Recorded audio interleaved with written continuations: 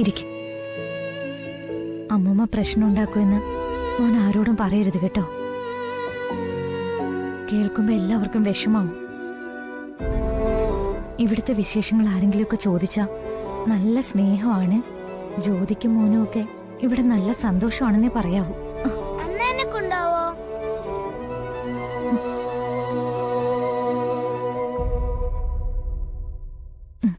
കൊണ്ടുപോവാ. നാളെ നമുക്ക് ഒരുമിച്ച് പോവാം.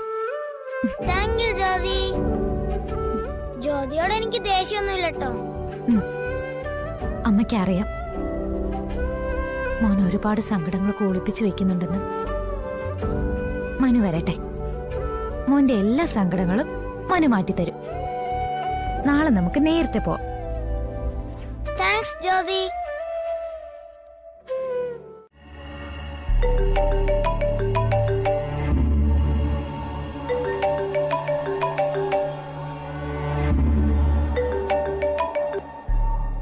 ഹലോ,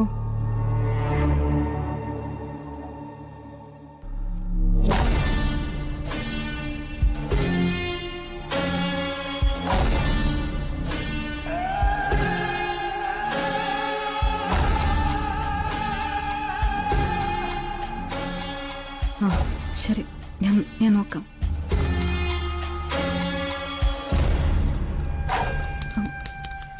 രഘുവേട്ടാ, രഘുവേട്ടാ, എഴുന്നേറ്റ്. എഴുന്നേറ്റ്. എന്താ? അത് ഫോണില് ഒരു കോള് വന്നു. എന്നെ ആരാ വിളിച്ചത്? ഉമ്മ, നാട്ടിലുള്ളതേ. എന്തിനിപ്പോ ഈ നേരത്തെ എന്നെ വിളിച്ചത്? അവൾ എന്തോ ഒരു മെസ്സേജ് അയച്ചിട്ടുണ്ട്, ഒന്ന് നോക്കാൻ പറഞ്ഞു. എന്നാ നോക്ക്.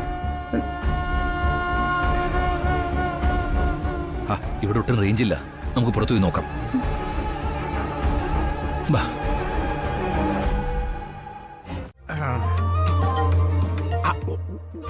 പറഞ്ഞിട്ടുണ്ട്. അമ്മാവനെ കാണാനാണെങ്കിൽ ആള് താഴെയുണ്ട്. ഞാൻ തന്നെയാണ് നിന്റെ അമ്മാവൻ. ആണോ? ഞാൻ വിചാരിച്ചതോ കൊച്ചു പയ്യനായിരിക്കും. അപ്പൂപ്പനെ കാണാൻ അച്ഛനേക്കാളും ഭംഗിയുണ്ട്. കണ്ടാ, പിള്ള മനസ്സിൽ കള്ളമില്ല. അപ്പൂപ്പ, അച്ഛൻ ഒരുങ്ങി നിൽക്കുന്ന കണ്ടില്ലേ?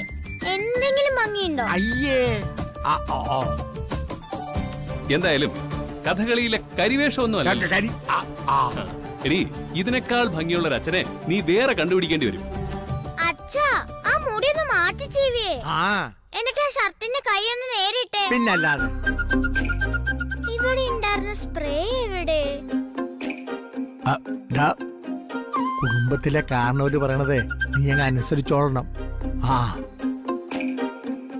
കല്യാണി, ആദി, നീ എന്താ വൈകിയേ? മോൻ ആരുടെ കൂടെയാ വന്നേ? ജ്യോതിയുടെ കൂടെ. താഴേക്ക് പോയിട്ടുണ്ട്. അതെ, രണ്ടുപേരുടെ വലിയ ആഗ്രഹമായിരുന്നല്ലോ അച്ഛന്റെ അമ്മയുടെ വിവാഹം, അല്ലേ? ഈ കല്യാണി മോള് പറയുവാ ഹരി അങ്ങൾ ഒരുങ്ങിയത് ശരിയായിട്ടില്ല എന്ന്. അല്ല, അതൊരു സത്യവാ.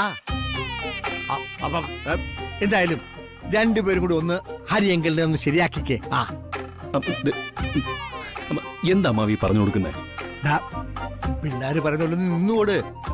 അങ്ങനെയെങ്കിലും നിന്റെ മുഖത്ത് ഇച്ചിരി വെട്ടവും വെളിച്ചൊക്കെ വരട്ടെ, എന്നെ പോലെ. എന്തോ കൊലയാ? കൊല ഇപ്പൊ ഇവിടെ വീഴും.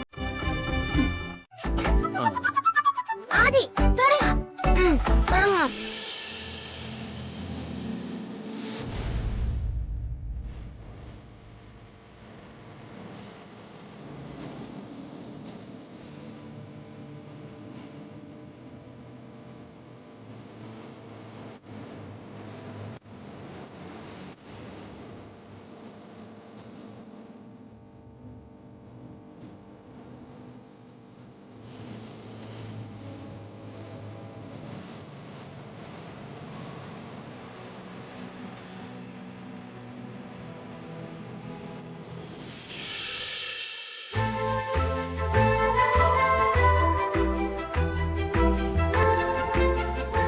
സുന്ദരനായിട്ടുണ്ടല്ലേ? ഇപ്പൊ നോക്ക്, കണ്ണാടിയിലൊന്ന് നോക്കിയേ. ഇപ്പൊ നമ്മളെ നിത്യാമ്മയുടെ ചെറുക്കനായി, അല്ലേ ആദി?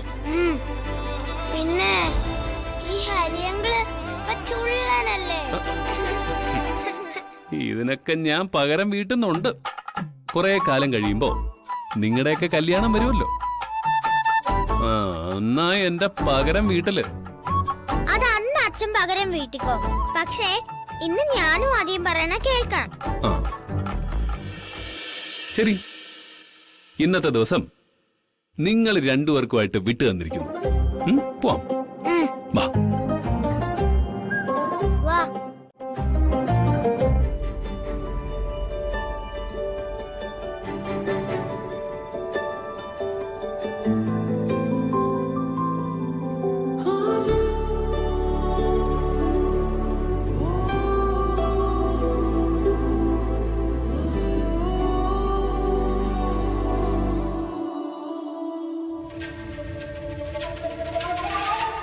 കല്യാണത്തെ കുറിച്ച് പറയുമ്പോഴൊക്കെ അമ്മ വലിയ ബഹളായിരുന്നല്ലോ. ഇന്നിപ്പോ എന്തു പറ്റി? അതാ ഞാൻ പറഞ്ഞ, ഞാൻ പറയുന്നത് പോലും അമ്മ കേൾക്കുന്നില്ല. അമ്മയ്ക്ക് എന്താ ഇത്ര ടെൻഷൻ? ടെൻഷനൊന്നുമില്ല മോളെ, സത്യമായിട്ടൊന്നുമില്ല.